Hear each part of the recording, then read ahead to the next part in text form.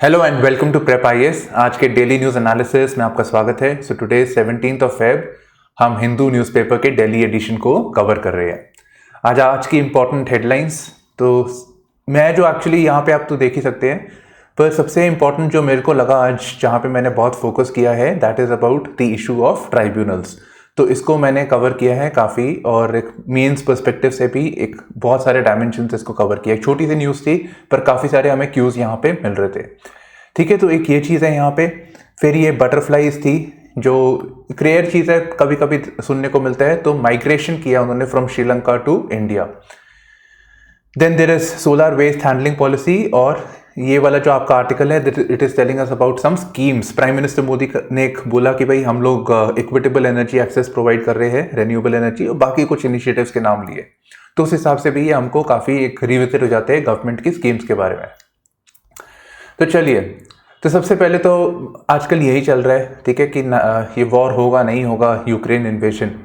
तो कल हमने देखा था, हमने बात करी थी कि यहाँ पे there is a buildup of troops and particularly Belarus के अंदर एक मिलिट्री एक्सरसाइज होनी थी। तो about 30,000 troops are there, NATO बोलता है ऐसे, और कोई ऐसा कोई डेटा है नहीं हमारे पास।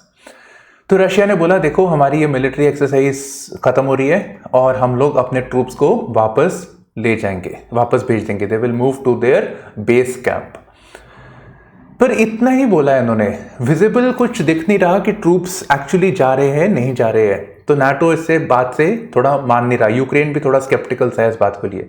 फिर ये कितना पीछे जा रहे हैं, मतलब ये वापस रशिया जा रहे हैं या फिर वापस अंदर आ भी सकते हैं, तो किस लेवल पे जा रहे हैं, कितने ट्रूप्स वापस जा रहे हैं, ये इंपॉर्टेंट इश्यूज है जो नेशनल सिक्योरिटी के पॉइंट ऑफ व्यू से सोचना चाहिए। ठीक है, तो ये यहाँ पे बात चल रही है, एक थोड़ी सी एम्बिग्विटी है। इंडिया वैसे तो कह रहा है जैसे कि क्वाड समिट में कि भाई ऐसा कुछ नहीं होने वाला, कोई प्रॉब्लम नहीं है। एक मान सकते हैं कि इंडिया और रशिया के रिलेशनशिप भी बहुत अच्छे हैं, they don't want to spoil it. पर ये जब ये स्टेटमेंट आ रही है तब भी इंडिया बोल रहा है कि देखो हमारे जो बच्चे हैं यहाँ पे, स्टूडेंट्स वगैरह, और जो पॉपुलेशन है यूक्रेन से, वो वापस आ जाओ। So India has opened helpline, ministry of external affairs naturally. अच्छा, अब फ्रांस जर्मनी वाले बात कर रहे हैं आपस में, आजकल जर्मनी वाले की बारी है। ठीक है, तो रशिया के मिस्टर पुतिन से बात हुई, प्रेसिडेंट से। तो रशिया ने बोला देखो हमारी कुछ डिमांड्स है, हमारी कुछ डिमांड्स है, और मैंने पहले भी बोला है कि रशिया के प्रेसिडेंट बोल रहे हैं कि हमारे डिमांड्स को वेस्ट नज़रअंदाज कर रहा है, ये हम मान नहीं सकते इस बात को। कल हमने बात करी थी principle of indivisibility of security. ठीक है, तो एक बार देख लेते हैं रशिया की क्या क्या डिमांड्स है, थोड़ा सा एडिशनल रीड किया एक्चुअली। तो रशिया कह रहा है देखिए हमारे कुछ कंसर्न्स है, हमें आप लीगल गारंटी दीजिए सिक्योरिटी के पॉइंट ऑफ व्यू से। क्या पता आप एक्सपैंड करते करते हमें अटैक कर दे कल को। आप बोल रहे हो कि भाई हम तो नाटो बनाया हमने आपको रशिया से प्रोटेक्ट करने के लिए, डिफेंसिव है, पर आप कल को हमें अटैक कर दो, हमें प्रेशर में डाल दो, न्यूक्लियर बॉम्ब्स फेंक दो हमारे ऊपर, तो हमें तो खतरा है इससे। तो हमें लीगल गारंटीज चाहिए सिक्योरिटी के लिए। और उसमें क्या क्या हो सकता है, उसमें ये सब होना चाहिए। तो कह रहे हैं पहली बात तो यूक्रेन नहीं जाएगा, यूक्रेन हमें बहुत पसंद है। Ukraine is like a buffer between Russia and eastern Europe. तो वैसे तो ये भी ईस्टर्न यूरोप ही है, तो यूक्रेन नहीं जाएगा नाटो के अंदर। ये वो बहुत अड़े पड़े हैं इसके पीछे। जब मिन्स्क टॉक्स भी हो रही थी after the war of Donbas जो 2014 में हुआ था, तब भी उन्होंने ये बात रखी थी। फिर कह रहे हैं कि आप जो ट्रूप्स की डिप्लॉयमेंट है ईस्टर्न यूरोप पे, आपको वो कम करनी है, आपको एक लिमिट सेट करना है कि कितने रखने हैं। ऐसे नहीं कि अब लगाते रहो आप वहां पे ट्रूप्स, इससे तो हमें खतरा है कभी भी कहीं से भी इन्वेट कर दोगे, फिर से इससे अच्छा तो हम ही लड़ाई कर ले। ओके, नाटो को बोलना पड़ेगा कि हम फर्दर एक्सपेंशन नहीं करें, जो अभी तक कंट्रीज है वहीं तक रहेगा, उससे आगे हम नहीं जाएंगे। और कौन से फर्दर एक्सपेंशन, पहली बात यूक्रेन उसके पार्ट में नहीं आना चाहिए, और NATO should not go into the Asia Minor region, या जो कॉकस रीजन है जो आप ये देख रहे हो टर्की के ऊपर, यहाँ पे आपका ब्लैक सी हो गया, यहाँ पे आपका टर्की आ जाता है, फिर मेडिटेरियन सी। तो ये वाला जो रीजन है इसमें भी नाटो नहीं आना चाहिए, ये हमारी नेशनल सिक्योरिटी के लिए कंसर्न है। एंड नाटो रिमूव ट्रूप्स, कहीं कहीं पे नाटो ने, यूएसए ने अपने ट्रूप्स पहले डिप्लॉय कर रखे थे, उनको लगता है कि न्यूक्लियर मिसाइल्स भी है वहां पे, तो उनको वो वापस ले जाना चाहिए। एंड दूसरी चीज है जो 1997 के बाद आए हैं, जो नाटो के मेंबर बने हैं, उनसे भी उनको वापस निकल जाना चाहिए। तो ये उनकी यहाँ पे कमिटमेंट से मांग रहे हैं Russia from west and NATO. Okay, very short news, छोटी सी न्यूज़ है पर एक अपडेट है जो होना चाहिए। तो ये कोविड आपको सबको पता है कि बहुत तेज़ थर्ड वेव आई थी। दिल्ली की पॉजिटिविटी रेट 30% थी। पॉजिटिविटी रेट का मतलब है कि जितने टेस्ट हो रहे हैं तो उनमें से कितने पॉजिटिव निकल रहे हैं। ठीक है, तो 30% का मतलब हो गया कि अगर 100 टेस्ट हुए तो 30 पॉजिटिव निकले। ओवरऑल इंडिया में 20 थे। तो अब बोल रहे हैं देखो ये तो डिक्लाइन हो रही है, वेव नीचे आ रही है, तो आप ये रिस्ट्रिक्शन क्यों लगा रहे हो, स्टेट्स को बोल रहा है सेंटर। ठीक है, आप ये काम करो, अभी इकॉनमी वगैरह को ठीक करना है। तो यही यहाँ पे इसकी बात कर रहे हैं। तो सेंटर ने एक एडवाइजरी रिलीज करी है, please rethink your policies, it hampers economic activity should not be hampered. हाँ जी, आज का जो मेरे को लगा छोटा सा था पर मेरे को बहुत सारे इश्यूज इसी में दिख गए। तो tribunal appointments being taken slightly, पहले आपको बता देता हूँ यहाँ पे क्या इशू है, फिर इसको थोड़ा सा इसके साथ कोरिलेट करेंगे। मैंने जो इश्यूज निकाले यहाँ पे, अब यहाँ पे निकाल रहा था तो फिर ऑब्वियसली अगर ये सब समझ लोगे तो फिर आंसर भी लिख सकते हो, तो ये आपके पास एक क्वेश्चन बन जाता है। और एक चीज़ और, आपको 2018 में क्वेश्चन आया था पर वो मैंने शेयर नहीं किया है, वो एक अलग एंगल हो जाता थोड़ा सा, पर ट्राइब्यूनल्स के रेफरेंस में था। 2019 में भी ट्राइब्यूनल्स के रेफरेंस में क्वेश्चन आ चुका है। ठीक है, सेंट्रल एडमिनिस्ट्रेटिव ट्राइब्यूनल्स पे आया था। चलिए तो पहले देखते हैं सुप्रीम कोर्ट ने क्या बोला है। तो एक पिटीशन गई है वहां पे और ये बात हो रही है एक नेशनल कंपनी लॉ ट्राइब्यूनल के बारे में। तो नेशनल कंपनी लॉ ट्राइब्यूनल एक क्वाजी जुडिशियल बॉडी है, मतलब एक तो होती है ना supreme court, high court, subordinate courts, ये जुडिशियल बॉडीज है, प्योरली जुडिशियल बॉडीज है। जो क्रिमिनल प्रोसीजर कोड है, जो एविडेंस, इंडियन एविडेंस एक्ट है, सिविल प्रोसीजर कोड है, उसके तहत ही ये चलती है। फिर कुछ स्पेशलाइज्ड कोर्ट्स बना रखे हैं गवर्नमेंट ने, लेजिस्लेचर ने, इस केस में parliament and state legislature can make it. तो ये पार्लियामेंट ने बनाया है अंडर कंपनीज एक्ट। मतलब कंपनीज की जो फंक्शनिंग होती है, गवर्नेंस होती है, उसमें जो प्रॉब्लम्स होती है, उसमें they can instead of going to the court वो एनसीएलटी में जा सकते हैं कि देखो ये तो एक स्पेशलाइज्ड एजेंसी है जो इसी के बारे में काम करेगी। नहीं तो कोर्ट तो बहुत सारी चीज़ों के देखता है, वो मैरिज डिस्प्यूट देखता है, प्रॉपर्टी डिस्प्यूट देखता है, क्राइम्स देखता है, क्या क्या नहीं देखता। तो ये स्पेशलाइज्ड एजेंसीज है। इनफैक्ट इसमें कुछ ऑफिशियल्स एडमिनिस्ट्रेटिव भी होते हैं, एडमिनिस्ट्रेशन से आए हैं, और कुछ इनके जुडिशियल ऑफिसर्स भी होते हैं। ठीक है, तो थोड़ा सा यहाँ पे फंक्शनिंग डिफरेंट होता है, तभी इसको बोला है क्वाजी जुडिशियल। ठीक है, तो आधी जुडिशियल एक तरह से। अच्छा, तो एनसीएलटी के रेफरेंस में बोल रहे हैं कि बॉडी तो आपने बना दी, पर यहाँ पे जब अपॉइंटमेंट्स करने होते हैं आप करते नहीं हो। अगर मेंबर्स ही नहीं है यहाँ पे जो केस को सुनेंगे तो फिर काम कैसे चलेगा। अच्छा, अपॉइंटमेंट लगाई है तो उसमें भी कभी कभी लगाते हो जब वैकेंसी हो रही है, जब बहुत टाइम से हो रहा है, जब प्रेशर पड़ा तब आपने लगाया, वरना नहीं लगाते। तो ये तो बहुत अच्छा एटीट्यूड नहीं है ब्यूरोक्रेसी का, गवर्नमेंट का। ठीक है, और फिर जो आप किस क्राइटेरिया पे लोगों को अलॉट कर रहे हो, ऐसा लग रहा है कि आप चुन चुन के कर रहे हो, जो आपको आदमी पसंद है उसको आप कोर्ट में लगा रहे हो ताकि गवर्नमेंट के फेवर में रूलिंग जाए या फिर वो किसी को फेवर कर सके। ठीक है, कभी कभी होता है ना नेक्सस गवर्नमेंट और प्राइवेट सेक्टर का करप्शन, उस तरह के इश्यूज, तो उसमें तो cherry picking the names for appointments, और इसकी वजह से इनकी फंक्शनिंग डिफंक्ट हो रखी है, ठीक से काम नहीं कर रहे हैं। ठीक है, तो ये हमारे पास चीज है। बाकी एक अटॉर्नी जनरल का भी रेफरेंस था, मैंने इस पर एक एमसीक्यू डाल दिया है, तो इसको बाद में देखेंगे। ठीक है, he is the senior most जज, senior most lawyer who is representing the union government.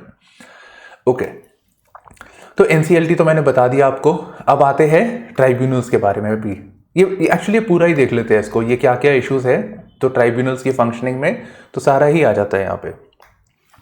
हाँ जी, तो देखिए, तो सबसे पहले हम बात कर रहे हैं ट्राइब्यूनल्स के बारे में। अगर आपको किसी चीज़ के बारे में बताना भी है, आपको कोई एनालिसिस भी करना, आप पहले बताएंगे वो चीज़ क्या होती है। ठीक है, अच्छा, तो tribunals are what? Tribunals are quasi judicial bodies, और इसमें रिप्रेजेंटेशन होती है administrative also and judicial officers also, judicial members दोनों होते हैं। ठीक है, क्यों एडमिनिस्ट्रेटिव? क्योंकि उनकी एक स्पेशल डोमेन होती है, डोमेन नॉलेज होती है, जैसे कि नेशनल कंपनी लॉ ट्राइब्यूनल हो गया आपका, फिर नेशनल ग्रीन ट्राइब्यूनल हो गया जो सिर्फ एनवायरनमेंट स्पेसिफिक देखता है। तो डोमेन स्पेसिफिक, स्पेशलाइजेशन स्पेसिफिक ये ट्राइब्यूनल्स बना रखे हैं, तो they are distinct from the judiciary और द कोर्ट्स। अब ये बनाते कैसे हैं? क्या कॉन्स्टिट्यूशन में कोई प्रावधान है? हाँ जी, आर्टिकल 323 और 323A है और एक 323B है। ठीक है, ये प्रीलिम्स के लिए इंपॉर्टेंट है। तो 323A के बारे में जब बात करते हैं हम लोग, तो ये जो ट्राइब्यूनल्स होते हैं ये एडमिनिस्ट्रेटिव नेचर के होते हैं, जैसे कि सेंट्रल एडमिनिस्ट्रेटिव ट्राइब्यूनल्स कैट फिर स्टेट के लिए, तो इस तरह के ट्राइब्यूनल्स इससे बनाए जाते हैं। और ये ट्राइब्यूनल्स सिर्फ और सिर्फ पार्लियामेंट बना सकता है। स्टेट के अंदर भी ट्राइब्यूनल्स बनाए जा सकते हैं पर सिर्फ पार्लियामेंट बना सकता है। ठीक है, आप इसकी रीडिंग देख लेना अगर आपको है तो, आर्टिकल 323 आप इसको पूरा पढ़ लेना। Then tribunals for other purposes non administrative, जैसे कि एनसीएलटी हो गया, सीएटी हो आपका, sorry not CAT, NCLT NGT हो गया आपका, वो ट्राई का जो ट्राइब्यूनल है वो हो गया। ठीक है, तो वो सारे अदर पर्पसेस वाले वो आपके 323B के फॉर्म में बनाए जाते हैं। और यहां पे parliament as well as state legislature can make the tribunals. Clear है ये चीजें? अच्छा, अब क्यों बनाए जा रहे हैं? सबसे पहले तो ये एक स्पेशलाइजेशन ऑफर करते हैं, एक स्पेशल डोमेन में काम करते हैं। दूसरी बात है कि ये जो कोर्ट है, जो कोर्ट कचहरी है, कितने प्रोसीजर है, ऐसे काम करना है वैसे काम करना है, बहुत रिजिडिटी आ रखी है। ठीक है, ये बड़ा सिंपल इसका काम है कि प्रिंसिपल्स ऑफ नेचुरल जस्टिस पे ये काम करते हैं। ठीक है, तो it offers flexibility. And main reason ये है कि हम लोग ये देख रहे हैं कि कोर्ट्स ओवरबर्डन हो रखे हैं, कोर्ट्स अपना काम ठीक से कर नहीं पा रहे, तो उसकी ल्यू में ट्राइब्यूनल्स आ गए और ये एक स्पेशलाइजेशन भी ऑफर करते हैं। ठीक है, तो बेसिक इसका जो इंटेंशन यही है यहाँ पे। एंड अगर कोर्ट्स में जो जुडिशरी वगैरह है, प्रोसीजर्स है, उसमें बर्डन ऑफ कॉस्ट भी आ जाता है, क्योंकि आपको लॉयर चाहिए रिप्रेजेंटेशन करने के लिए, आपको उसको पता होना चाहिए कि प्रोसीजर क्या है काम करने का, तो एक कॉस्ट का बर्डन भी आ जाता है। अच्छा, तो अब क्या सिचुएशन आ रही है कि अब हम देख रहे हैं कि ट्राइब्यूनल पे ट्राइब्यूनल, हर चीज के लिए ट्राइब्यूनल हो रखा है, तो we can call this as tribunalization of judiciary. ठीक है, तो there is tribunalization of judiciary, बात बात पे देर इज ट्राइब्यूनल्स आ रहे हैं आपके यहाँ पे। और ट्राइब्यूनल्स के रेफरेंस में जो पार्लियामेंट लॉ बनाती है जनरली कहती है कि अगर हम कोई ट्राइब्यूनल्स के थ्रू जाता है तो वो हाई कोर्ट में अपील नहीं कर सकता, तो instead they can directly appeal. उसकी जो अपीलेट बॉडी है, मतलब एनसीएलटी हो गया, एनसीएलटी के ऊपर एक बॉडी होगी जिस पे अपील कर सकते हैं और उसकी अथॉरिटी फाइनल होती है। बट इनवेरिएबली ये हाई कोर्ट और सुप्रीम कोर्ट में पहुंच जाते हैं, बट ये लॉ के हिसाब से नहीं है। ठीक है, जो वाटर डिस्प्यूट के लिए जो ट्राइब्यूनल्स है उसमें भी ऐसे ही बोला गया है कि उसमें जुडिशरी की इंटरवेंशन नहीं होगी, पर फिर भी हो जाती है। तो ये ट्राइब्यूनलाइजेशन ऑफ जुडिशरी हो गया।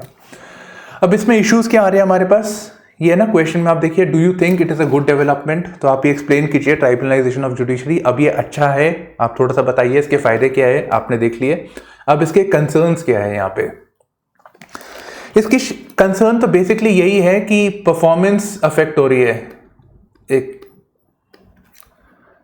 परफॉर्मेंस इसकी अफेक्ट हो रही है, इसकी परफॉर्मेंस अच्छी नहीं है यहाँ पे। ठीक है, तो परफॉर्मेंस अच्छी नहीं है। फिर there is a concern about separation of powers.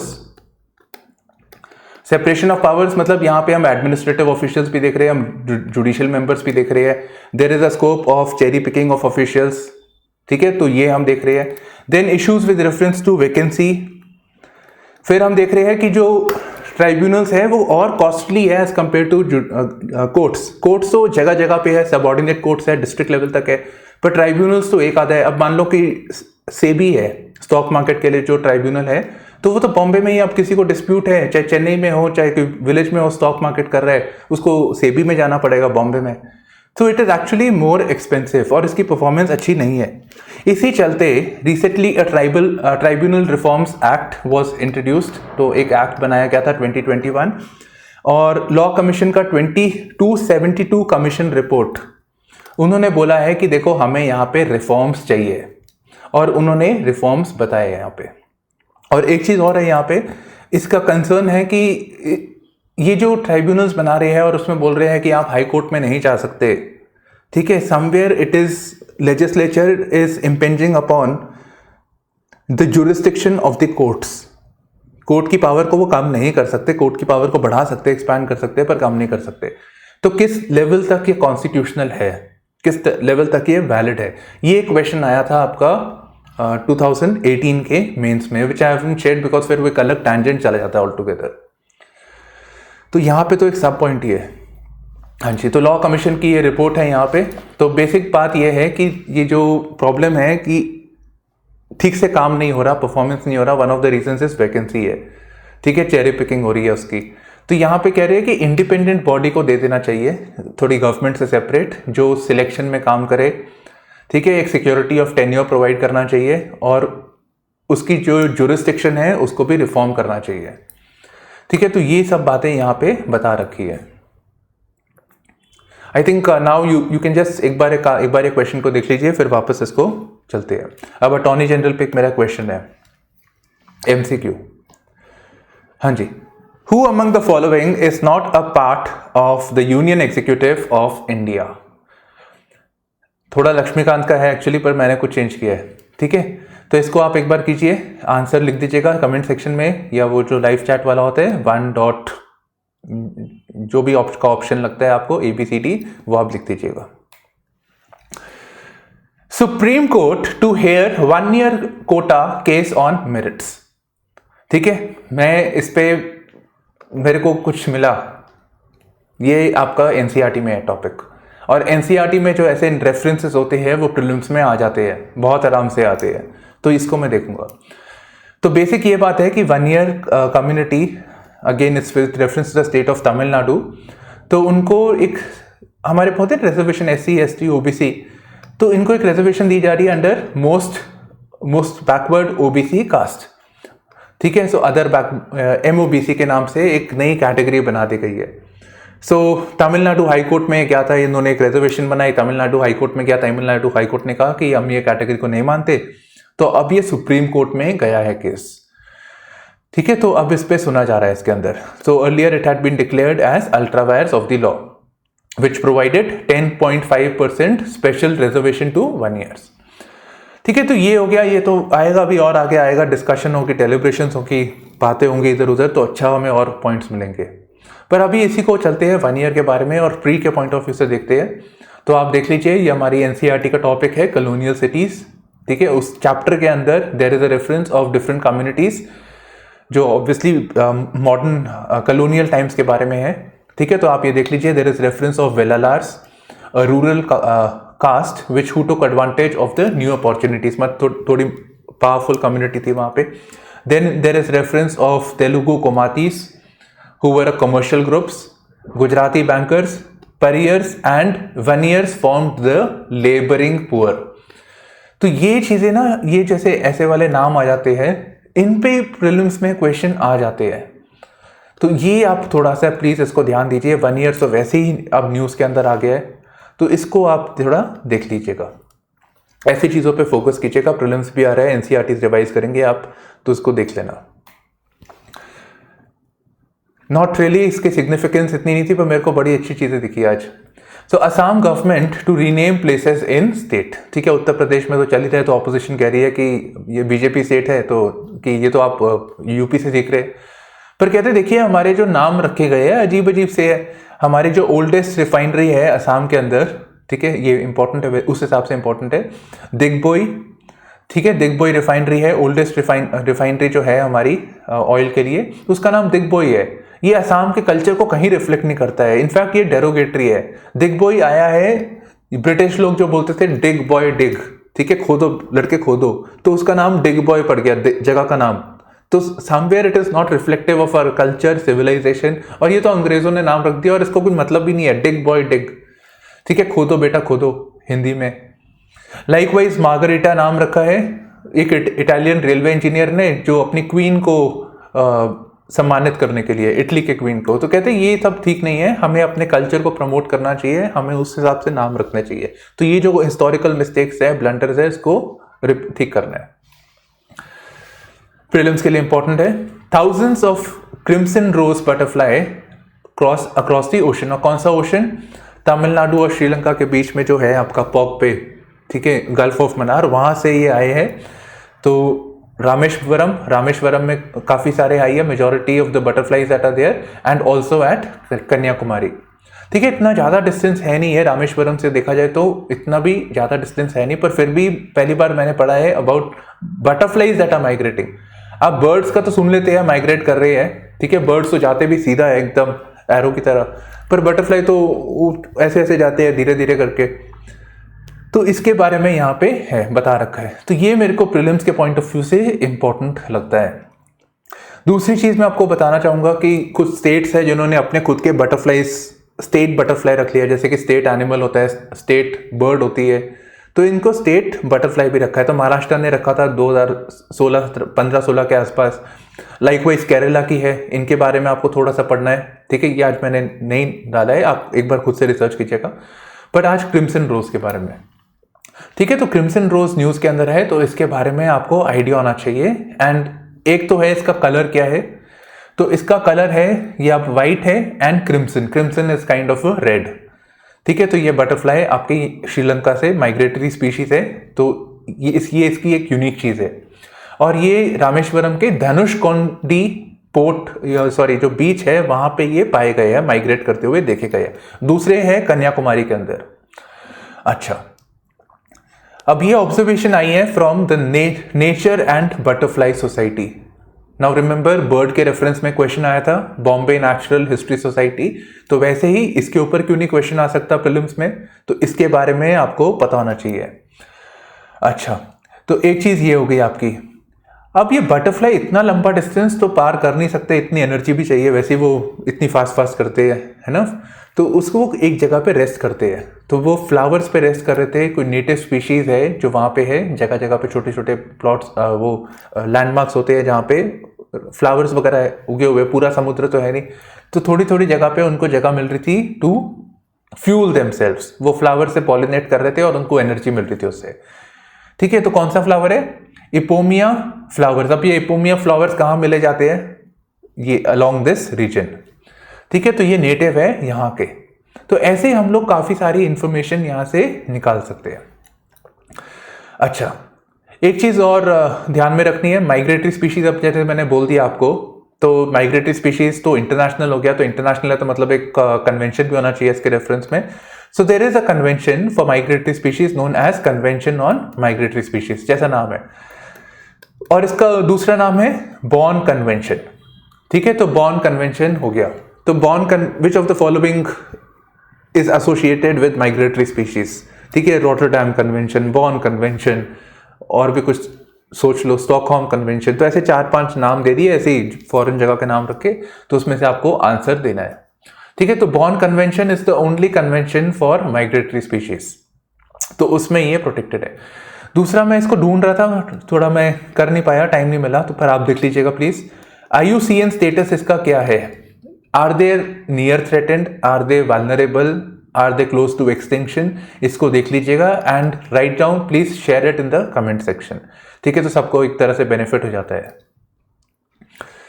Okay, opinion section में आज ये ओपिनियन सेक्शन आ गया, आपका एडिटोरियल आ गया, तो एक RBI का इन्फ्लेशन वाला था, बार बार वही चीजें आ रही है। एक था अबाउट सुप्रीम जो जुडिशरी है उसको और फेडरल होने की जरूरत है, तो वो मैंने नहीं कवर किया है। तो आज मेरे पास प्रीलिम्स के लिए मेरे को दिख रहा था ये द रो ओवर रिचुअल इन केरला, ठीक है, तो इसको मैं एक बार कवर कर रहा हूं। तो केरला के अंदर एक कस्टम है नोन एज काला कूजी, आप पढ़ लीजिए इसको, ठीक है, मेरी प्रोनाउंसिएशन अच्छी नहीं है, तो ये आप इसको एक बार देख लीजिए।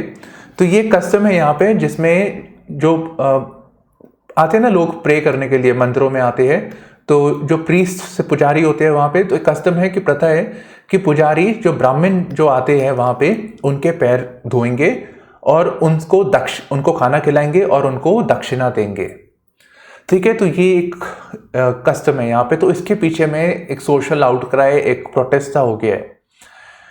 तो अगर आप देखिए यहाँ पे, मतलब ये तो कास्ट हायरार्की को रीइंफोर्स कर रहा है कि ये तो कास्टिज्म को एक तरह से बढ़ावा है एक तरह से, तो ये कस्टम को ये एक अगेंस्ट जा रहा है यहाँ पे, ठीक है। तो इसके चक्कर में ये न्यूज के अंदर है। तो बाद में इन्होंने बोला कि ये आपका केरला के अंदर है, पालघाट के अंदर, and there is a reference of a temple over here, Shri Poornathrayeesa temple, ठीक है, त्रिपुनिता पनितुरा, ठीक है, डोनाल्ड ट्रंप का प्रोनाउंसिएशन मेरे से अच्छा होगा नहीं।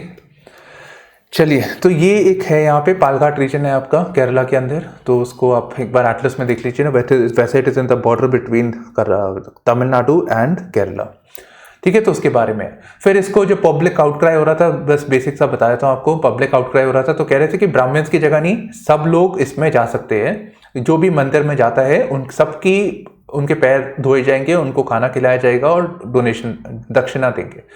तो ये उन्होंने बात करी थी। पर यहाँ पे भी अगर देखा जाए तो जो एक तरह से ब्राह्मण ही है जो जाते हैं अंदर टेम्पल में, तो उन्हीं के लिए है ये, तो डिफैक्टो वही हो रहा है यहाँ पे, ठीक है। तो ये अब मेरे हिसाब से नहीं है इतना इंपॉर्टेंट। बाकी वो कम्युनिस्ट पार्टी क्या कह रही है, विश्व हिंदू परिषद क्या कह रहा है, वो सब था, तो इसलिए मैं इसमें इंटरेस्टेड नहीं हूँ, इसलिए मैंने काट डाला इसको यहाँ पे। अच्छा, India lacks solar waste handling policy, ठीक है। तो India lacks solar waste handling policy यहाँ पे, तो ये कौन बोल रहा है? ये इरीना कह रही है, एक एजेंसी है which is again important for your prelims. तो बेसिक बात यह है कि India has been focusing on renewable electricity, ठीक है। 2070 तक उनको कार्बन न्यूट्रल होना है, वो एक टारगेट रखा हुआ है, और उसमें हमारी कंट्री ट्रॉपिकल है तो सोलार का बहुत इंपॉर्टेंट रोल होगा। और आपको सबको पता होगा हमारा एक नेशनल सोलर मिशन भी है, जहाँ पे हम सोलर मैन्युफैक्चरिंग पे बात कर रहे हैं। अभी बजट में था कि इंसेंटिव प्रोवाइड कराए जाएंगे for manufacturing of this photovoltaic cells, ठीक है। फोटोवोल्टाइक जो सन से आ रही है, फोटो लाइट, फोटॉन्स, उससे इलेक्ट्रिसिटी जनरेट होगी। तो अब ये सोलर ये तो बना लोगे आप, पर इसका जब खराब होगा तो आप क्या करोगे? अल्टीमेटली तो चीज़ें खराब होंगी, इनकी शेल्फ लाइफ होती है। तो सोलर पैनल्स की कहते हैं कि 25 साल तक इनकी लाइफ होती है, उसके बाद खराब हो जाएंगे। तो क्या करोगे उसके बाद? कहाँ जाएगा इतना सारा खटारा?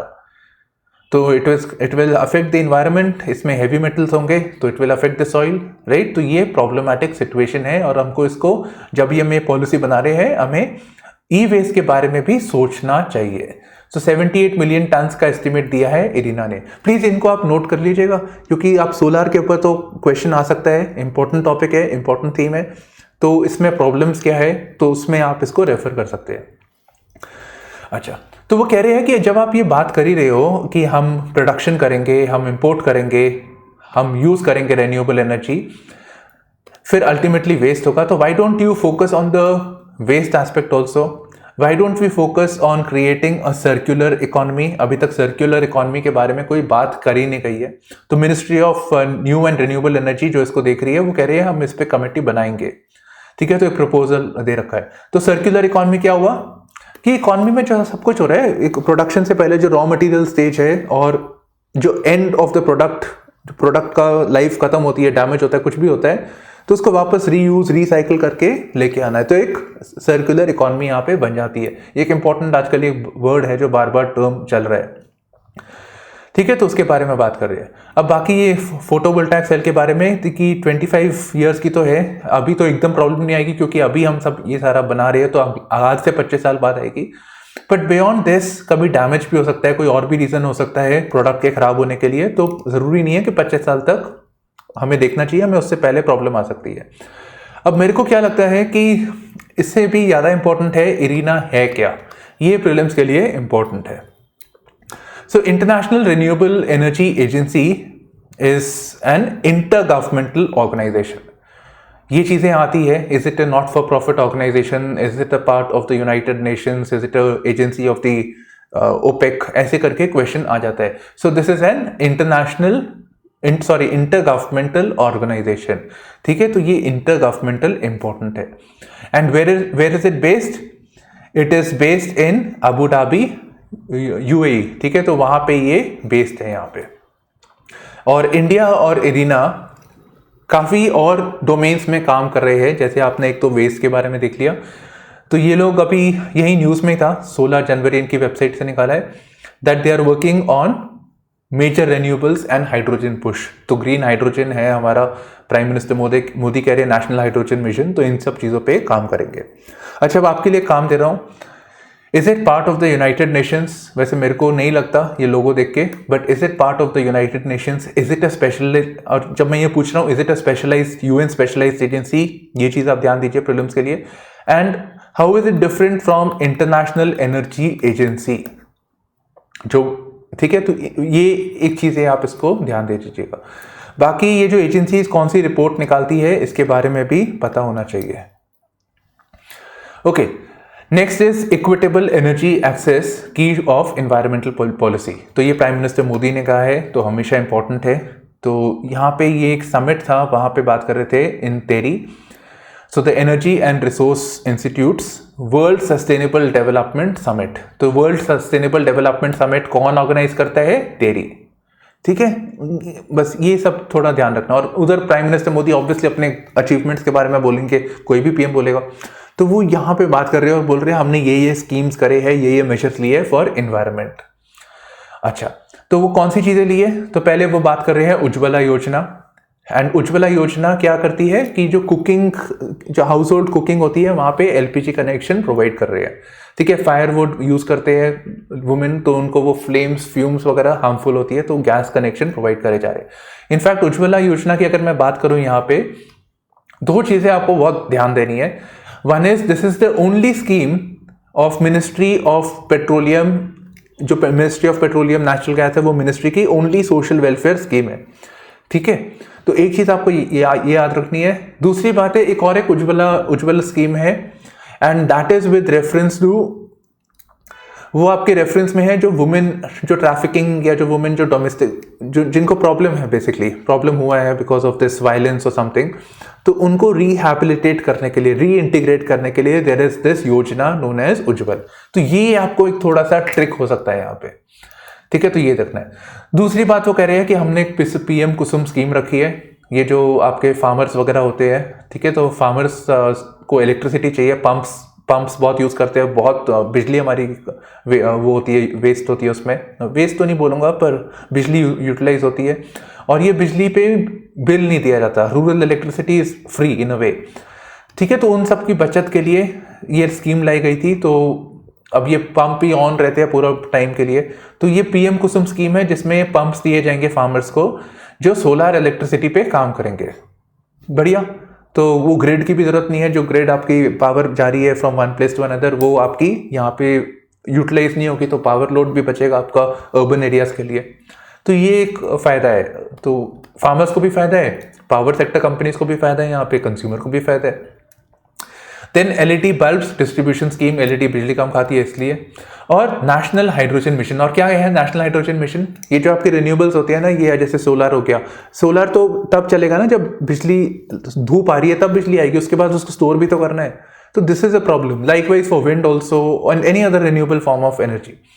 तो नेशनल हाइड्रोजन मिशन क्या बात करता है कि हम लोग जैसे सोलर या कोई भी चीज है उससे हम हाइड्रोजन बना सकते हैं। और हाइड्रोजन कैसे मिलेगा हमको? पानी को स्प्लिट करके, और क्या, ठीक है। तो इसको बैलेंस कर लेना अपने आप, ठीक है। तो इससे हम हाइड्रोजन निकाल लेंगे बाय इलेक्ट्रोलाइसिस। इलेक्ट्रोलाइसिस की जो बिजली आएगी वो रिन्यूएबल से आ जाएगी, तो हमें एनर्जी मिल गई। अब इसको हम वापस ऑक्सीडाइज कर देंगे तो एनर्जी मिलेगी हमें। तो this is National Hydrogen Mission and this is the concept of green hydrogen. बाकी IUCN has appreciated India's role in conservation of Ramsar sites, wetlands. तो रामसर साइट्स क्या होता है? रिकॉग्नाइज्ड वेटलैंड्स जो ऑफ हाई इंपॉर्टेंस है, ये आपको पता होना चाहिए।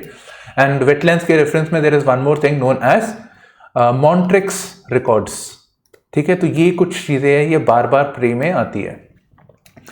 Right then, so this is it from my side. All the best for your examinations and all the best for your preparation, and please do like, share and subscribe to our channel.